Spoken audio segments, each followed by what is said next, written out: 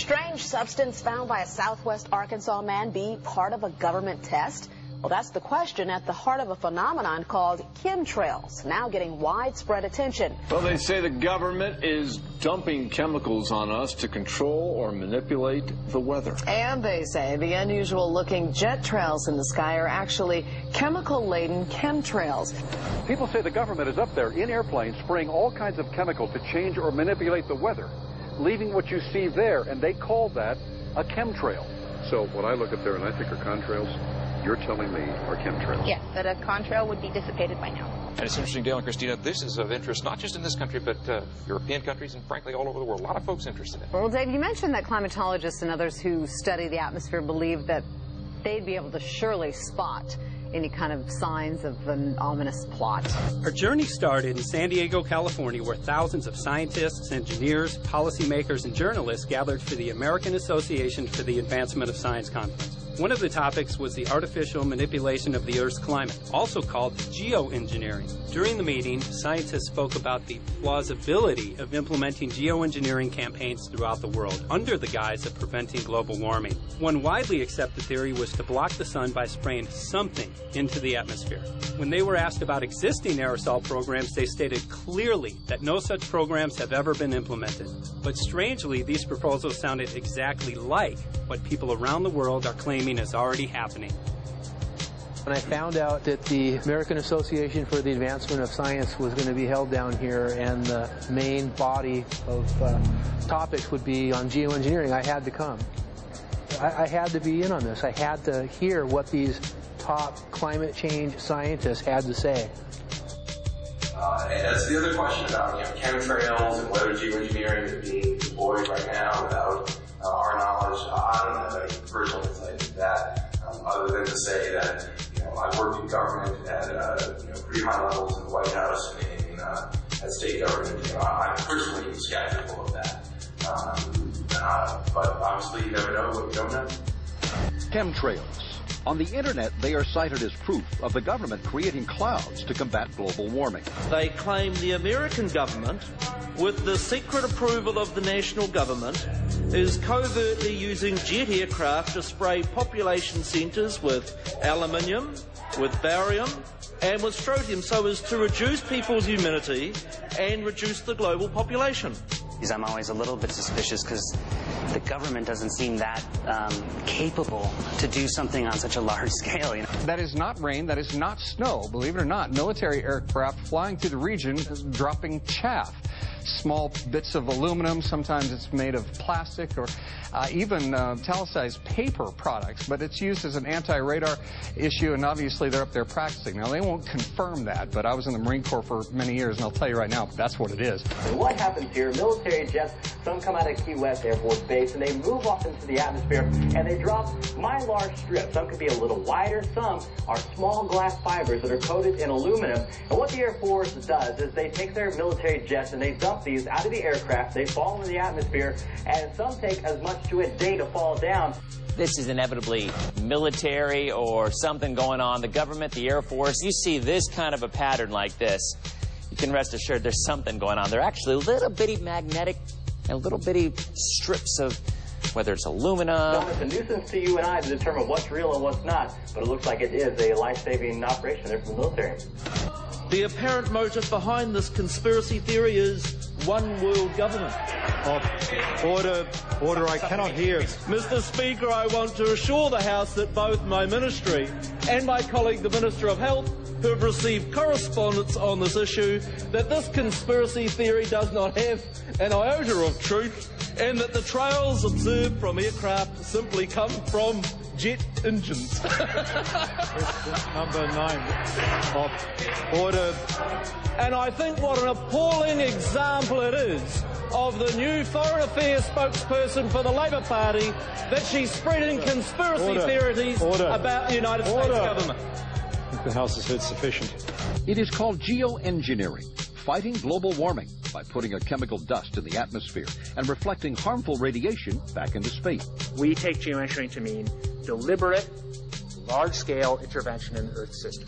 There are a variety of schemes that have been discussed for geoengineering. A classic example is injecting reflecting particles into Earth orbit. Nevertheless, there might be some good reasons to think about alumina. It turns out, first of all, there's been a lot of work on the environmental consequences of alumina in the stratosphere. The big deal really is that alumina has 4 times the volumetric rate of forcing for small particles as does sulfur. And that means you have 4 times less surface area for the same rate of forcing. And this is a much bigger deal. You have roughly 16 times less the coagulation rate. And that's the thing that really drives removal. So you could get away, we think, with much smaller mass fluxes. So that's why we see things like in the used aircraft patent from '89, they talk about aluminum. And that's why we're seeing in the surface water samples aluminum. And here's David Keith saying that aluminum has 4 times the reflective volume surface area. So they'd like us to think that we're talking about sulfur, but here they slipped up and let it out that aluminum is 4 times better to achieving their ends, and it sounds like it's going to be one they don't want us to know the effects of. The little picture is from a nanofabrication study, which shows you can make very high quality, and do this in just a jet in a very simple way, make high quality alumina particles just by spraying aluminum vapor out, which oxidizes. So it's certainly in principle possible to do that. There's a big literature that's already looked at that. And you could do that by either building new versions of these aircraft or even re-engineering existing aircraft. So there's some ideas of that. So you go to an engineering firm and you want this done. They don't say this is hard or unusual. They say, okay, yes, we could do it. Aerosol geoengineering looks like it is so cheap that the cost is basically not going to be an issue. That means that implementation decisions will be risk-to-risk decisions. The risk of doing it against the risk of not doing it. And it makes the problem of how we govern it fundamentally harder and different and novel. So I've told you that it's cheap to deliver materials to the stratosphere, and I'm convinced that's true. I don't think that will change. But I think the more we do research, the less easy this will look, the more complicated the environmental effects will look. And that's a good thing, because right now it looks too easy. So I think that if we do more research, we're likely to find out that it's harder and more complicated than we thought, and that the side effects are harder to manage, and that's a healthy outcome that will make it easier to do the management. Of course, the opposite reaction is possible.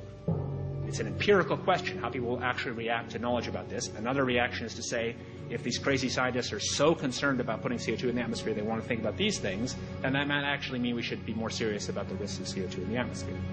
And by the way, it's not really a moral hazard. It's more like free riding on our grandkids.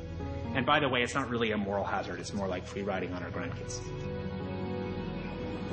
Numerous air quality studies, including from CARB, California Air Quality Resource Board, have named submicron-sized particulates as being particularly harmful for human respiration. Through all the discussions today, I have not heard any mention of this fallout, and has this been studied, and also the effects of a highly reactive metal like aluminum on toxifying soils and waters? The question is, what would be the effects of these materials on human health if they came down into the stratosphere, in particular small particles and aluminum? So the collaborators of mine working on the aerosol scheme are actually folks from Carnegie Mellon who've focused on human health impacts. And while we haven't published it, that was the very first thing we did, was do the order of magnitude calculation in level pencil and paper, but with an expert on human health impacts about whether there could be an issue. And for aluminum or other particles, there are a lot of toxicological things that need to get looked at seriously. But if you're just thinking about the sheer number of particles and the human health impact of small particles, the answer is, well, we haven't published it. That was the first thing we looked at with some of the leading experts who do epidemiological research on human health impacts, and it's not even close to being an issue. Just clarify, so 10 megatons of aluminum dumped into the atmosphere would have no human health impact? So let me be more careful here. To separate out the toxicological, so the alumina we've only begun to research and published nothing. The alumina we've only begun to research and published nothing.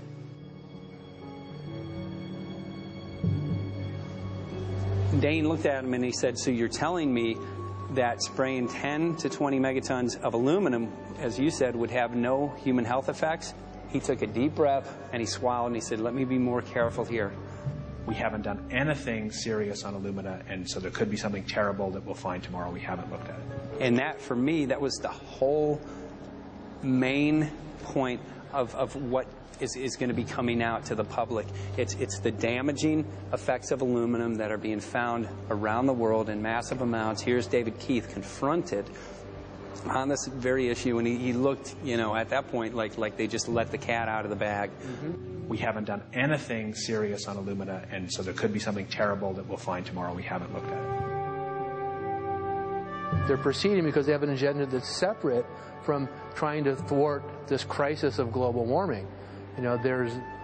There's obviously several other objectives, whether it's depopulation, control, weapons aspects, communications aspects, all kinds of things, wild cards that we know nothing about. We don't really know, and I'm not going to attempt to speculate on exactly what the agendas are, but we can see clearly the agendas are not benefiting mankind. It's benefiting the agenda of the elite.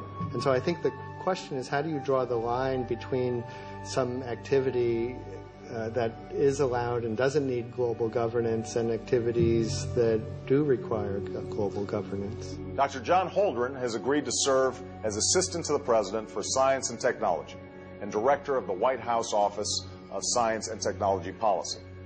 I look forward to his wise counsel in the years ahead. My personal opinion is that we have to keep geoengineering on the table. We have to look at it very carefully because we might get desperate enough to want to use it. So what would we do if in year 2040 or 2060 there's a severe climate crisis, say widespread famines or Greenland sliding suddenly into the ocean? That the only plausible way in which we could start the Earth cooling this century is to directly intervene in the climate system, say by putting particles in the stratosphere. We do stuff in the stratosphere all the time, of course, and so it's not as though the stratosphere is absolutely pristine.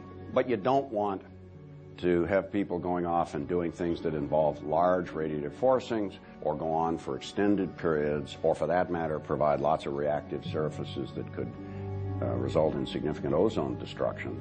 Maybe I'm putting a particle into the atmosphere because I'm trying to make money, or maybe I'm putting a particle into the atmosphere because I'm engaging in scientific research and trying to understand cloud physics, or maybe I'm putting this particle into the atmosphere because I'm trying to make it rain locally to seed a cloud and get more snow on our ski slopes. And this obviously raises all kinds of questions. It's hugely risky.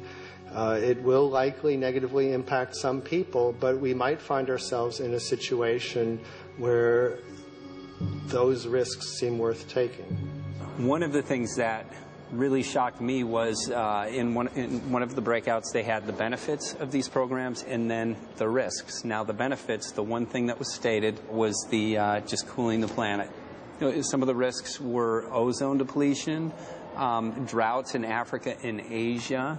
I got to tell you, I came away from this experience after listening to these scientists for 4 days of symposiums, really concerned because it's clear now that they are justifying, rationalizing, and looking to legitimize some really, really horrible impacts, further impacts on our environment.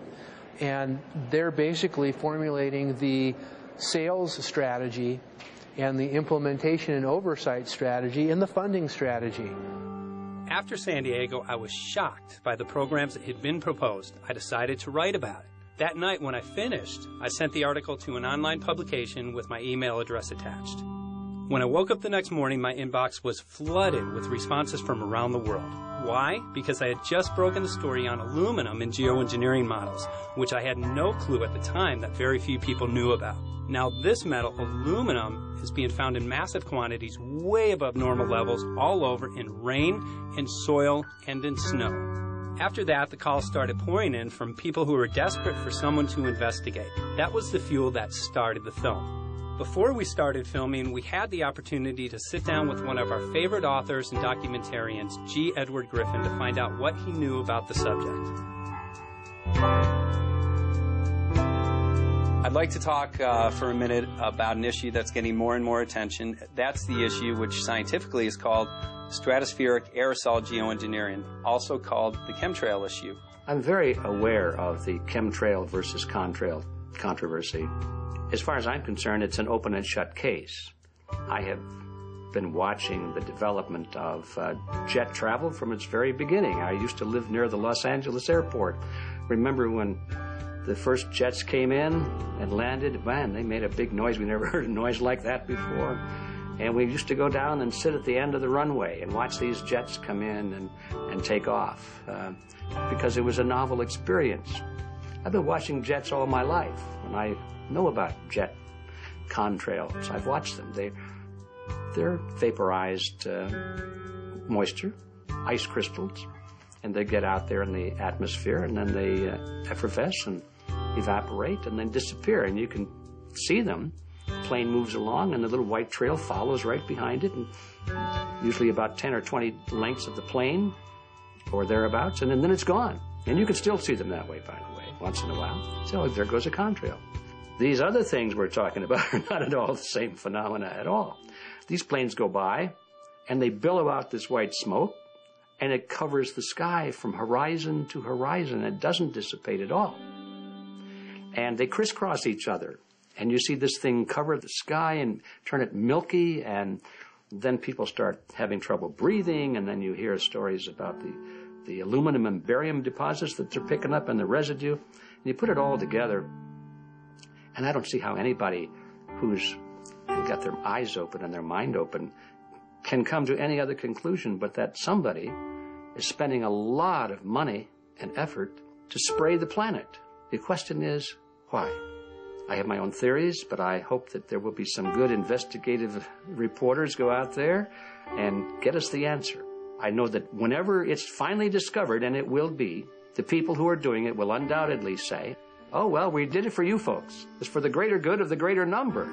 It's for the society. It's probably to prevent global warming. Or maybe it's to inoculate people against some kind of a dreaded biological attack. We can't go around shooting everybody in the arm, but we can spray them and save their lives. You see how good we are? We're doing it for the benefit of society. I know they're going to, whatever it is, they're going to say it was for your good, but mine. Think if we had the ability to steer hurricanes, and the hurricane was going to slam into New Orleans.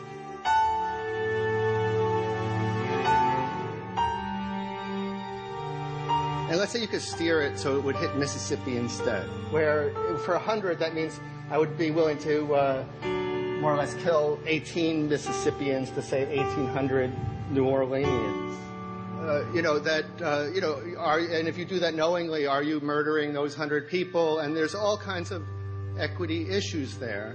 Now, also, we might be wrong about our steering, and if we didn't do the research right, maybe our steering would intensify Katrina and even kill more people in New Orleans. And so this question of how do you develop the confidence to know that your intervention will reduce overall damage, and then how do you deal with the understanding that you might be damaging some people who wouldn't have been damaged before while saving people overall? The spraying appears to be mostly in NATO countries. I've seen it here in the United States. I've seen it in England. I've seen it in Scotland. I've seen it in Canada. And I've had reports from people who live in France. There's a grouping. There's a political grouping here of some sort. It's international in scope. It's not just an American phenomenon. It's international. And anybody that wants to investigate that, I think, has to take that fact into consideration. They're going to find a political grouping and a political motive here. But in my humble opinion, it's not in your good or mine at all. I don't know what it is, but we'll soon find out.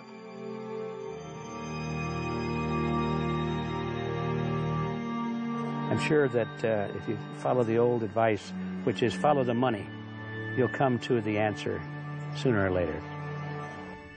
Soon we realized that we all shared the same need to get this information out there, to share with the public, to let people know what is being done. Ed felt so passionately about the issue, he offered to help us. Well, the main thing now, since it looks like the budget is going to be met, is to get it done well. We don't come off the tree knowing any answers at all.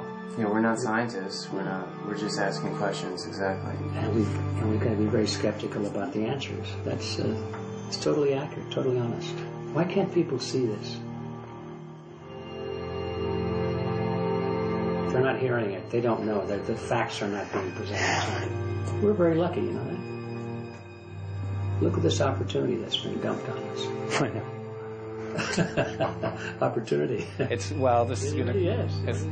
This is going to be a battle. I know that. A challenge and a battle, but I mean, why are we here if it's not for that? We're going to go to a short break with DJ Foxy. Can't go to get hold of Morrow, so it's going to be you for the moment. I'll call him again. So. Sounds good. I saw the sky crisscross with chemtrails, and I can't remember if it was in L.A. or I was on the road, but I had looked up one day, and I thought, look at that. That's not the flight path, man. That was a grid, a regular grid. Yeah. Over the city, and I couldn't believe my eyes. Milky white clouds. And, you know, it all seems very obvious, and now the evidence of what we have on the ground with the aluminum, the barium, strontium, and with what we see in the patents and what the geoengineers say are going to happen, I mean, for the everyday Joe, this is a slam dunk. This is a very delicate moment for the powers that be, because they're taking a covered-up operation like the tropospheric aerosol program, or chemtrails, Project Icarus, whatever, it's had many names over the years. And they're making it over into a geoengineering scientific shield to deflect sunlight because global warming's out of hand. So at this very moment, the belly of the beast is right above us with no armor. Whether people believe in chemtrails or not, the geoengineering should be scary enough. And when people learn about geoengineering, chemtrails will then become apparent, because they're the same. So you're talking about global conspiracy here. Geoengineers propose doing this on a global level. Off to Redding, California. Guess this is the second step after the AAAF meeting. We'll see what we find.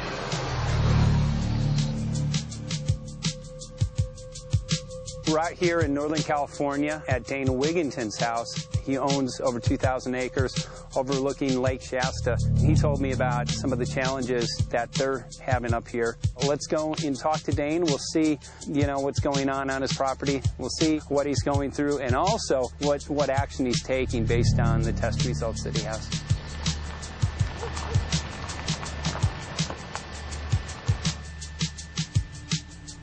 As you know, I have a background in the energy fields. I worked in the first solar plants in the continental U.S. in the early 80s. My home was on the cover of the world's largest renewable energy magazine, so this is my background. My goal has been to alert the public there is a mountain of toxic material falling on us, period. Before about 5 years ago, our skies were typically blue, and now you see it's covered with lines and haze, and virtually nothing you see on the horizon, nothing you see in the sky above us is a natural cloud. I mean, it is virtually all the remnants of these aircraft lines that you see fanning out, spreading into clouds, artificial clouds. But the sky is a very dirty look to it. There's not the white cloud blue sky that we had only a few years ago, but it looks like